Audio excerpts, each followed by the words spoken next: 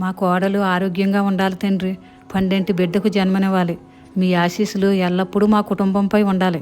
ఓం శ్రీ సాయిరాం, ఓం శ్రీ సాయిరాం, ఓం శ్రీ సాయిరాం. మా కోడలు ఆరోగ్యం బాగుండి అంతా మంచి జరిగేలా దీవించు స్వామి.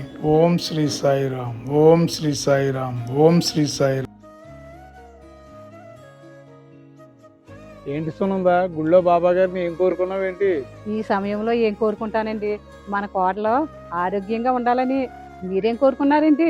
మా కోడలో సంతోషంగా ఉండేలా చూడు బాబా అని కోరుకున్నాను. మీరు చాలా గ్రేట్ అండి. ఎందుకు? ఇలాంటివి మా ఆడవాళ్ళకే ఉంటాయి, మగవాళ్ళు పెద్దగా పట్టించుకోరని మేము అనుకుంటాం.